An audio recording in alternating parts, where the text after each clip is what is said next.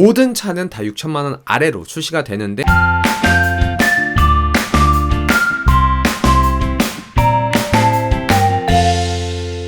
안녕하세요. 자동차 기자로 활동하고 있는 오토리뷰 이창입니다. 오늘은 기아 CV가 이제 디자인이 다 공개가 됐죠. 3월 30일 날 사전 예약이 실시가 돼요.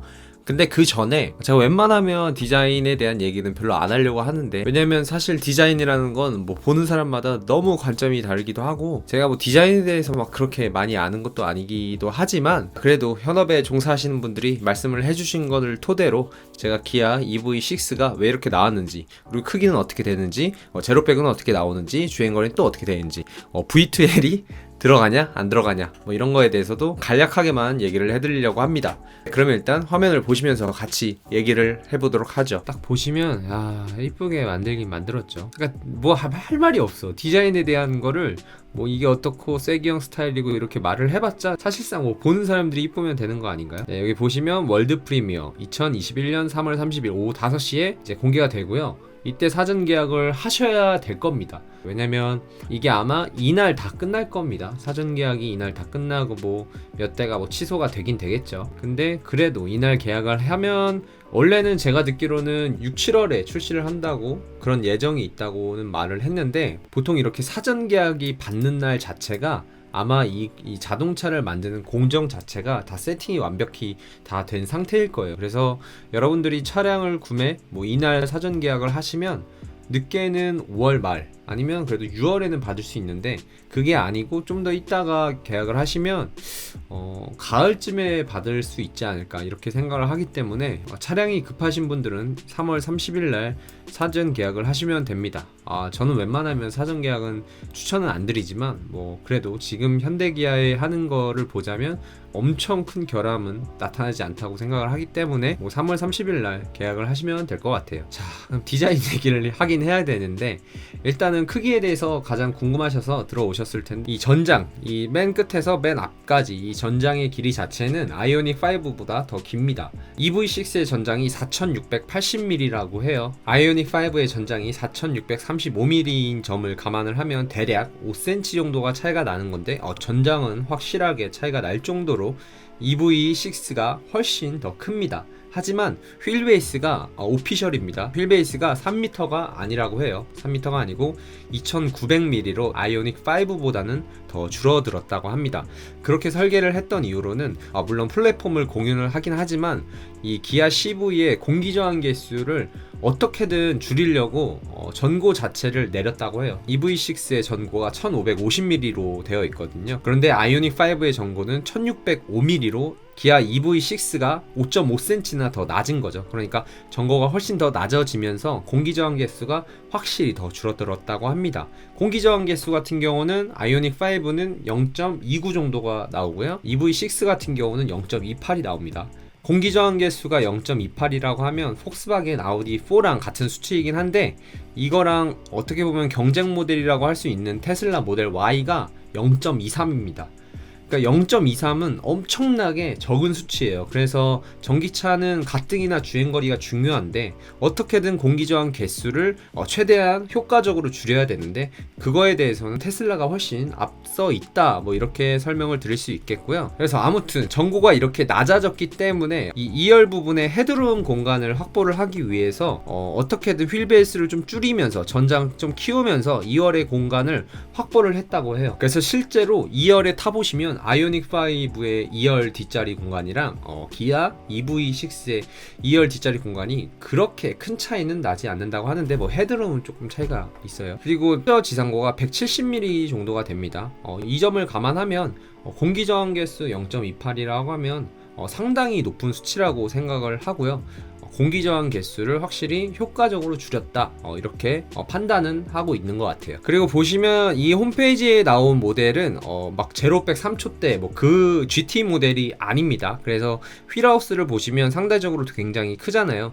지금 이 휠이 20인치 휠인데 GT 버전에는 21인치 휠이 탑재가 돼서 나온다고 합니다. 그래서 20인치 휠이 들어가도 휠하우스가 굉장히 커서 이쪽 부분에 여유가 있게끔 크게 설계를 했다고 해요. 앞으로 GT 버전이 나온다고 하면은 그때 또다시 영상으로 설명을 드리도록 하겠습니다. 옆면을 보시면 저도 디자인에 대해서 그렇게 잘 아는 건 아니지만 디자이너분들한테 조금씩 들었던 걸로 따르면 자동차를 디자인하는 거에 있어서는 가장 처음으로 옆면의 실루엣 자체를 설계를 한다고 해요. 스케치를 일단 해보고, 왜냐면 앞뒷면 같은 경우는 일단은 나중에라도 페이스리프트라고 해도 뭐 그냥 후드 바꾸고 이렇게 하면은 쉽게 바꿀 수 있겠지만, 이 옆면은 그냥 차의 성격 자체를 바꿔야 되기 때문에 처음 디자인 설계를 할 때는 이 옆면을 스케치를 한다고 하는데, 이 부분에서 레인지로버나 에스턴 마틴의 DBX 같은 그런 느낌이 살짝 들어요. 특히 이 리어 부분에서 쿠페 라인을 형성하는 이 부분이 에스턴 마틴의 DBX랑 굉장히 흡사합니다. 그래서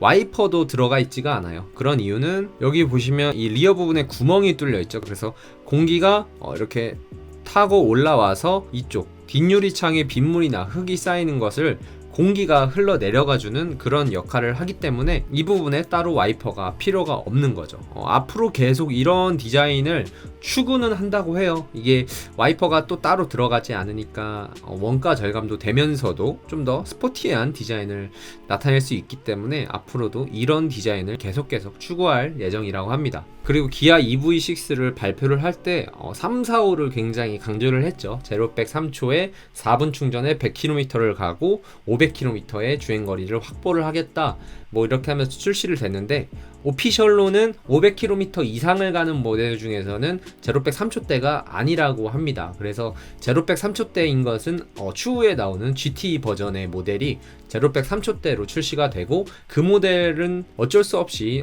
주행거리 500km를 충족을 못한다고는 하는데 일단 나와봐야 될 것 같아요. 그리고 주행거리 500km를 충족을 하는 게 당연히 우리나라 기준은 아니고요. 아이오닉 5처럼 WLTP 기준으로 되면서 우리나라에 들어오면 450km 그 이상은 충분히 주행을 한다고 생각을 합니다. 그리고 굉장히 많은 분들이 V2L이 안 들어가는 거 아니냐 뭐 이렇게 말씀을 하시는데, 저도 그렇게는 처음에 생각을 했어요.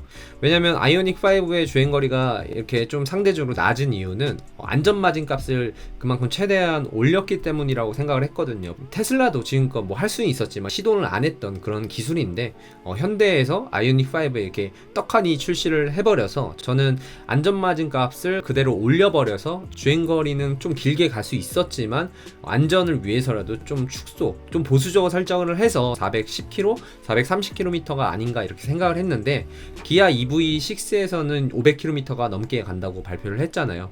일단 그건 공식적으로 맞는 말이긴 한데, 아직까지는 V2L에 대한 뭐 그런 말은 안 나와서 V2L이 좀 안 나오는 거 아니야. 왜냐면 현대기아는 그래도 팀킬은 안 하는 편이거든요. 일단 소나타가 나오면 그래도 어느 정도 시기가 지나고 나서 K5가 나오는 식으로 이렇게 곁다리식으로 왔다 갔다 하면서 서로의 그런 이득을 취하는 그런 방식을 취했는데, 이번에는 EV6랑 아이오닉 5의 출시 일자가 약간 겹쳤잖아요. 그래서 어느 정도는 팀킬이 이루어지지 않겠다라고 생각을 했기 때문에 아이오닉 5에는 들어가는 V2L이 EV6에는 안 들어가지 않을까 뭐 이렇게 생각을 했는데, 제가 물어본 결과 V2L은 당연히 EV6에도 들어간다고 합니다. 일단은 V2L이라는 그 기술 자체가 세계적으로 전기차 시장에서 굉장히 이제 호평을 받는 기술이기 때문에 V2L은 무조건 들어간다고 합니다. 근데 또 이것도 문제예요. V2L이 들어가면 보증기간에 대한 문제도 생기기 때문에 만약에 예를 들어서 지금까지 5년에 10만 킬로미터로 보증을 했다고 하면 현대기아에서 V2L이 돼버리면 진짜 자동차가 이동한 주행거리는 뭐 1000km밖에 안 되는데, 배터리 사용량은 V2L로 계속 굴려가지고 막 배터리 사용량은 10만 킬로미터 이렇게 될 수도 있단 말이에요. 우리나라 사람들이 워낙 대단하기 때문에. 그런 걸 보면은 앞으로 이 주행거리에 대한 보증 기간을 어떻게 설정할지도 내부적으로도 고민이 많다고 합니다. 제가 생각하기에는 이 V2L의 출력 자체를 어느 정도 제한을 걸어두지 않을까? 아니면 보증 기간을 그냥 시간, 연수 단위로 제한을 두지 않을까? 뭐 이렇게 생각을 하는데, 사실상 그걸 아직까지 발표를 안 한 것도 약간은 의아하긴 합니다. 네, 이제야 드디어 실내를 보게 되는데, 실내를 한번 쭉 보시면 이런 이 도어 부분과 가운데 라인 부분에 이 센터 콘솔 부분에 약간의 앰비언트 라이트가 들어가는 것을 보실 수가 있고요. 딱 보시면 여기에 이 다이얼이 있죠. 아이오닉 5의 칼럼식 기어와는 다르게 센터 콘솔에 들어갔다고 합니다. 그리고 이 센터 콘솔은 유니버셜 아일랜드가 아니라서 앞뒤로 이동은 안 된다고 해요. 확실히 아이오닉 5보다는 기아 EV6가 우리가 지금껏 타왔던 자동차, 그 내연기관 자동차의 디자인을 그대로 옮겼다고 생각을 하고요. 또 되게 강조를 하셨던 게 이 EV6에 들어간 커브드 디스플레이를 굉장히 많이 강조를 하셨습니다. 이거를 왜 강조를 했는지는 알 것 같아요. 사실 이 기술 자체가 제네시스 GV70에 들어갔었어야 됐어요. 제네시스 GV70의 그 디스플레이를 보시면 약간 곡선이 진 모습을 볼 수 있는데, 그게 이렇게 커브드 디스플레이가 아니라 그냥 두 개의 디스플레이 패널 가지고 미묘하게 잘 엮어가지고 곡선처럼 보이게끔 그렇게 디자인을 한 거거든요. 이것 때문에 디자이너분들이 굉장히 많이 힘을 썼다고 하는데, 이번에는 그냥 아싸리 커브드 디스플레이가 들어가면서 확실히 이 부분은 자랑할 만하다, 뭐 이렇게 판별을 해주시면 될 것 같습니다. 실내에서는 뭐 제가 말씀드릴 게 없어요. 저는 이쁘거든요. 저는 이쁘고, 맞다, 그리고 1열의 이 전폭보다 2열의 전폭이 더 좁습니다. 그래서 마치 포르쉐 911을 타면 1열보다 2열이 더 좁은 것처럼 1열의 전폭보다 2열이 더 좁으니까 뭐 그거는 알아두시면 좋을 것 같고요.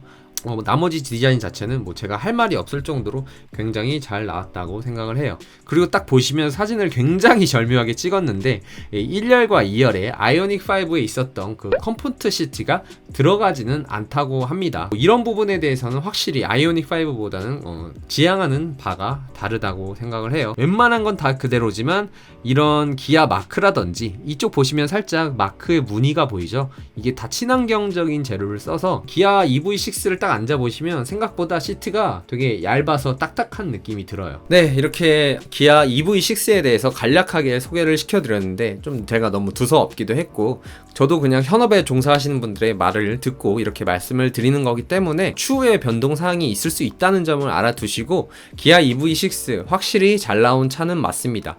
하지만 여러분들이 차를 고르실 때는 정말 신중하게 선택을 하시면 좋을 것 같고요. 뭐 테슬라도 있고 아이오닉 5도 있고 기아 EV6도 있지만 기아 EV6가 아이오닉 5보다는 더 높은 가격으로 출시가 된다고 해요. 숫자 자체도 5에서 6으로 더 업그레이드가 됐으니까 그건 당연한 건데, 이 가격이 도대체 보조금 100%를 받을 수 있냐 없냐라고 많이 궁금해 하실 텐데, 일단은 말씀을 드리면 거의 확정적으로 보조금 100%는 다 받을 수 있게 그렇게 가격표를 다 짠다고 합니다. 그런 이유는 일단 GT 버전은 6천만 원이 확실히 넘지만 이 모토의 출력을 향상시키는 옵션 자체가 옵션으로 들어간다고 해요. 그래서 차가 따로 트림이 나오는 게 아니라 옵션으로 들어가기 때문에 옵션은 보조금에 이제 해당이 안 되기 때문에 모든 차는 다 6천만 원 아래로 출시가 되는데 약간 꼼수긴 하죠. 그래도 여러분들이 다 보조금 100%를 받을 수 있다는 거는 뭐 변함없는 사실인 것 같고요. 3월 30일 날 차량이 나오게 될 텐데 그때 사전 계약표를 보시고 선택을 하셨으면 좋겠고, 저는 그날 사전 계약표가 나오는 대로 또 설명을 드리도록 하겠습니다. 영상이 도움이 되셨으면 구독과 좋아요, 알람 설정까지 부탁드리면서 저는 다음에도 유익한 영상으로 찾아뵙도록 하겠습니다. 감사합니다.